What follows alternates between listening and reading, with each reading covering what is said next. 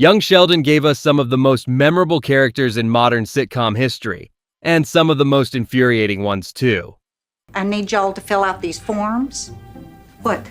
Also, in violation of the grooming code, on page 48, Article 5, subsection B, you have a bit of a mustache. So today, I'm going to go over the most loved and the most hated characters from the series, starting with Brenda Sparks. Let's kick this off with one of the most polarizing figures to ever stomp through the East Texas neighborhood. She's the Cooper's next-door neighbor, and she comes in hot from the very beginning. Brenda is loud. Connie Tucker to the front desk, please. Connie Tucker. Why are you calling her? You say my daughter's harassing your son. Well, her daughter's harassing me. She's confrontational, and she has absolutely zero filter.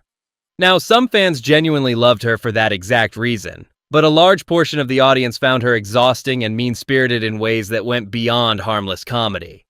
She constantly butts heads with Mary Cooper over the most petty neighborhood disputes, and there's always this underlying nastiness to her interactions that makes you cringe rather than laugh. She'd throw a cutting remark at Mary with a smile on her face like it was nothing, and then act completely innocent when Mary fired back. That passive-aggressive routine gets old fast. But here's the thing that really sealed her fate in the hated column for a lot of viewers. She rarely showed genuine warmth toward Sheldon, even as a child. When a kid that young is clearly different and struggling to connect with the world around him, It's not a phobia if the threat is real. You're a doctor, you should know that. you'd hope an adult neighbor would show some basic human decency. Brenda mostly saw Sheldon as an inconvenience, and while she had a few softer moments scattered across the series, they were too rare and too brief to fully redeem her in the eyes of most fans. Now, if Brenda is the neighbor you never wanted, let's talk about the one character on this show who practically everyone agreed was an absolute treasure: Meemaw. Connie Tucker is without question one of the most beloved characters young Sheldon ever produced, and it's honestly not even close. From the moment she walks on screen, Connie owns every single scene she's in. She drinks, she gambles, she dates younger men, she has absolutely no interest in conforming to what a grandmother is supposed to look like. And somehow through all of that, her love for Sheldon is the most genuine and touching relationship in the entire show. That contrast is what makes her so magnetic. She's not soft. But when Sheldon needs her, she is completely there for him in ways that feel real and earned. One of the most iconic Meemaw moments is when she sits with Sheldon during one of his darkest emotional spirals, and instead of giving him some rehearsed pep talk, she just tells him the truth. Did you notice Dr. Linkletter didn't look too thrilled about you leaving science? He never looks thrilled about anything. I think that's just his face. That's the face. She talks to him like he's a real person, not a problem to be managed. That's rare on this show and rare in sitcoms generally. Connie Tucker gave us comedy gold episode after episode, but she also gave us something deeper.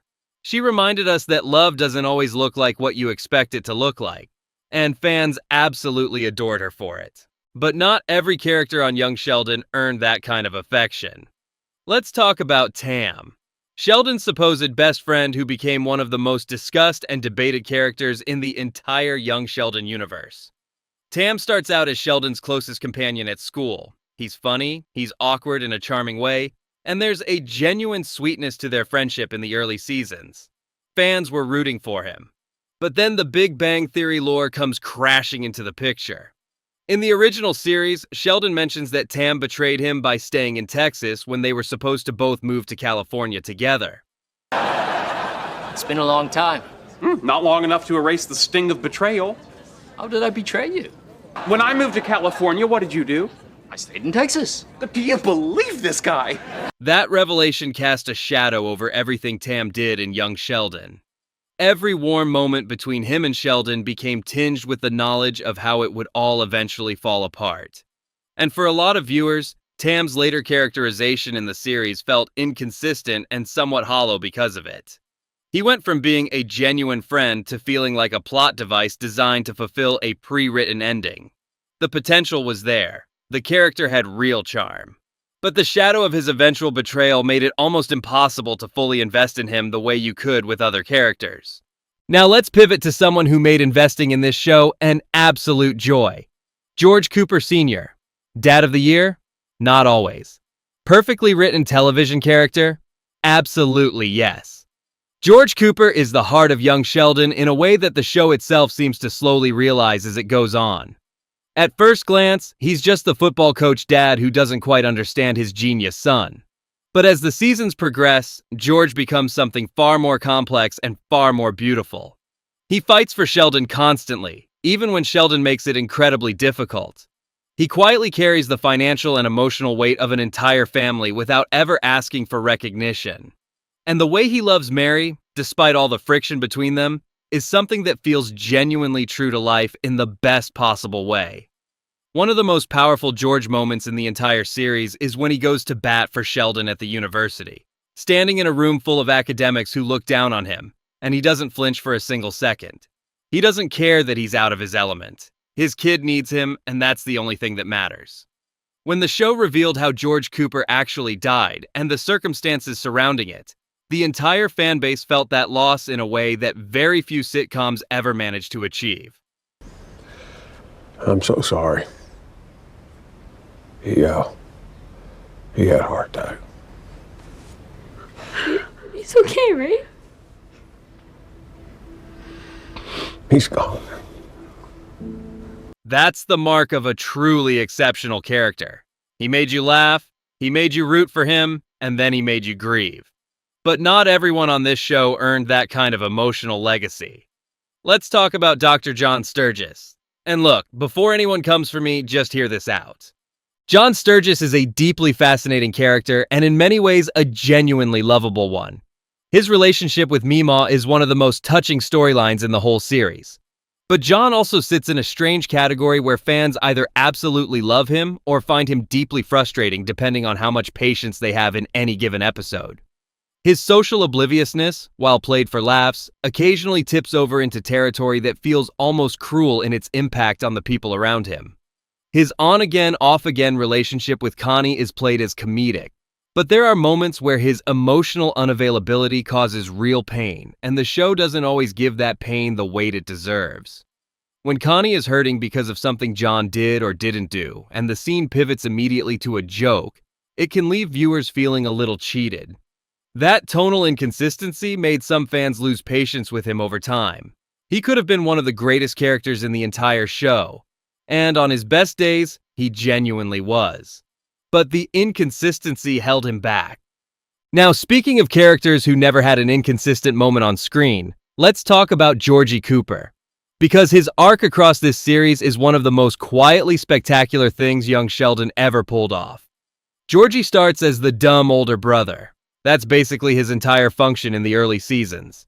He's the guy Sheldon looks down on, the kid who isn't going to college, the one who seems to have no direction. And then slowly, steadily, season by season, the show builds something extraordinary with him. Georgie becomes the most intelligent person in the Cooper household. He picks up on things nobody else notices. He carries burdens quietly. He works harder than anyone in the family and gets the least credit for it. His relationship with Mandy, becoming a young father, figuring out how to build a real adult life without the advantages his brother had, all of it is handled with a depth and sincerity that completely reframes who Georgie is. By the time the series ends, fans who once rolled their eyes at Georgie were absolutely in his corner. That kind of character transformation, done that patiently and that honestly, is genuinely rare. Georgie Cooper is proof that sometimes the character you least expect ends up being the one who earns everything. And then there's Paige. Paige Swanson walks into young Sheldon as a fellow child genius and a direct rival for Sheldon's sense of uniqueness. And from almost her very first appearance, audiences had a complicated relationship with her.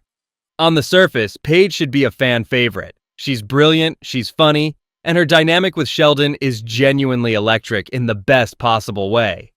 But as her storyline progresses and her life begins to unravel, with her parents divorcing, her academic career stalling, her behavior becoming increasingly self-destructive, a significant portion of the audience checked out. Not because her storyline wasn't realistic, it was painfully realistic. But because the show kept positioning her suffering as a contrast to Sheldon's success, in a way that felt uncomfortable rather than meaningful. Paige deserved better writing than she ultimately got, and fans sensed that. There was enormous potential in her character that the show only partially fulfilled, which makes it all the more important to end by talking about Mary Cooper. Because Mary is the character who defines this entire show more than anyone else on it. She is maddening and magnificent in equal measure. She is absolutely convinced she knows better than everyone around her at all times. And yet, every single thing she does comes from a place of ferocious, almost overwhelming love. Her faith, her stubbornness, her constant clashing with Sheldon's logic versus her own devotion, all of it paints the portrait of a woman who is deeply flawed and deeply real. The moments where Mary cracks, where the armor comes off and you see how frightened she is of losing her family or getting things wrong, those are the moments that made fans forgive her for everything else. Mary Cooper is the reason young Sheldon works as well as it does. She is the emotional center of the entire story. And no matter how many times she drove viewers absolutely crazy, they kept coming back for her. Because she was impossible not to love. Young Sheldon gave us characters worth arguing about and characters worth celebrating long after the finale aired. And that, more than anything, is what makes a truly great television show. Alright, that's all for now. Don't forget to hit that subscribe button and I'll see you on the next one.